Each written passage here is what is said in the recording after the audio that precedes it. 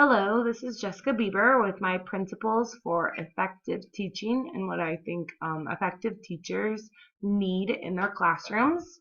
I'm going to start with the first one over here called student learning. When I think about student learning, I think that is the teaching relevant to the student? The students need to have a voice in their learning. I realize that we as teachers are facilitators, especially in this 21st century learning. But the students need a voice in how the teaching is being presented to them. And I also think is the student assisting in the learning adventure? We need to, like I said, with the students having a voice, but um, how are they assisting in the learning adventure? It's not the teacher giving 100% and the student just sitting back and absorbing all of it. It needs to be an adventure that the student and the teacher are taking together, and they are giving equal parts in how that all forms for their learning adventure. The next principle for effective teaching is interpersonal learning. I think this is huge, and I'm going to start with communication first because I feel like communication and cooperation go hand in hand.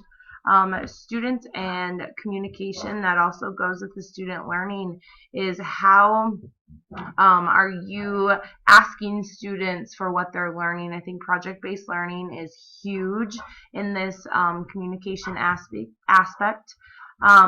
Colleagues, how are you communicating with colleagues? And I think this is a huge thing, especially coming from a kindergarten team, that everyone's not always on the same page. And it really does get frustrating at times. So I think that by being an effective teacher, you need to have those communications so that you can talk and learn alongside of your peers as teachers. And then my last communication aspect is the parents. Parents are huge in your learning adventure, and I think especially so at the elementary level, but also being a high school teacher, I know that parents really want to be involved at the middle school and high school level, using certain technology programs such as Seesaw or Remind to allow those parents to be actively involved, or using a newsletter such as I do called MailChimp to know who has actually read the newsletter and who is going to be assisting you. The other interpersonal learning is cooperation. Cooperation is huge, and that's a lifelong learning skill. It's not always going to be your way, so you have to learn to work and share those ideas with everyone. And it's not just with your colleagues, it's with your students. You need to have that cooperation with your students. Another principle for effective teaching, I feel, is classroom management. I'm very big on clear expectations, and I feel that that is huge to setting the stage for learning for all students. My student participates in the PBIS, the positive behavior strategies, and you have to teach positive behaviors. You have to have those retraining moments. You have to teach behaviors. It's not just how you when and how you turn assignments in. It's also on the behavior of how you collaborate with other students as a student, or how you might go and use your knowledge to find things around the school and classroom. And then the last one, who runs your classroom? I think this is a huge question to be asking yourself, especially with this day and age and the 21st century learning skill. It's not all about the teacher standing at the front of the room and being the headmaster of running the classroom. I think that classroom management needs to have that give and take of students need to be able to collaborate, which does mean being social. So no longer are we having the shh and hearing all those things. As teachers, we need to allow them to communicate and talk to others, which sometimes doesn't amount to having our perfect quiet classroom. So that's a point to look at also. Moving over to this side, high expectations. That is huge with 21st learning century skills, because these students know so much about technology, and I feel with the high expectations, you expect as a teacher that there will be quality work. You're not just going to give them a platform or a 21st century learning tool and they're just going to throw things on it and call it good. We need to know and expect that quality work is expected. I also think another one is pushing students to seek information related to their interests rather than taking the easy route. And I think that goes hand in hand with quality work.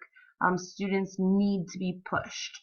I see this a lot with my students who are learning how and why things happen, and their parents have always done it for them, so they might just take that easy route. So we need to really push beyond their limits to allow for all of those interests to flood their minds and allow them to seek that information. The last one that I'm a huge proponent of is active learning. Are your students' preferences as a learner being met? We had a great conversation and debate about that this week with the multiple intelligences versus the learning styles. And I think they go very well hand in hand. So are you meeting them as a teacher? Are you providing visual learning? Are you providing kinesthetic learning? Are you providing auditory learning? All of those different things. The real life connections.